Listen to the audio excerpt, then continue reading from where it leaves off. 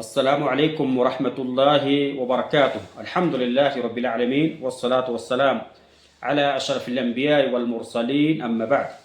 محترم سامعین کرام، آج آپ کے ساتھ ایک ایسی حدیث شیئر کرنے جا رہے ہیں جس میں صرف 2 کلمات ہیں، لیکن وہ 2 کلمات اجر اور ثواب کے حساب سے بہت زیادہ ہے۔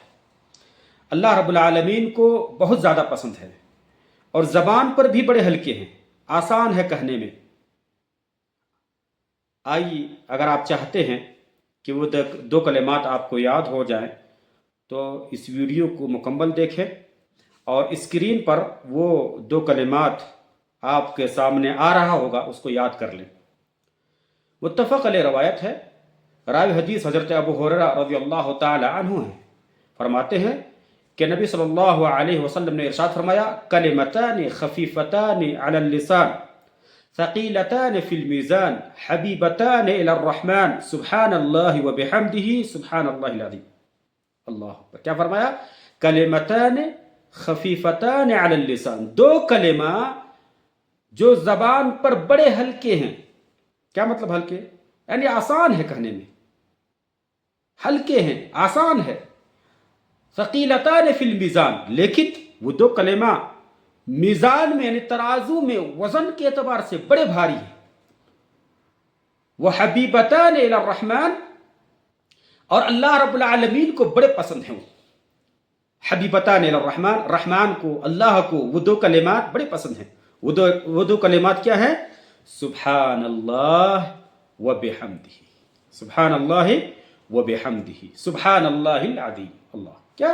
سبحان اللہ وبحمدہ سبحان اللہ العظیم۔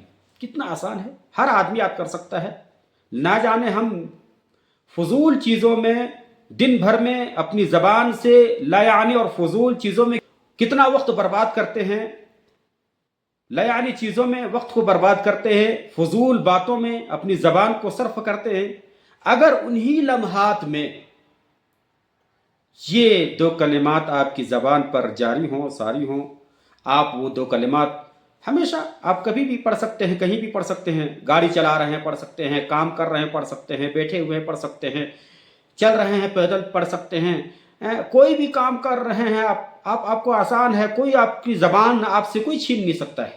آپ یہ 2 کلمات ہمیشہ پڑھتے رہیں، آپ کو اجر ملے گا، زبان پر بڑے آسان ہیں اور دل کو سکون ملے گا آپ کو، اور اجر اور ثواب کے حساب سے بہت زیادہ آپ کو اجر ملے گا۔ اور سب سے بڑی بات یہ ہے کہ اللہ رب العالمین کی رضا حاصل ہوگی۔ اللہ اکبر!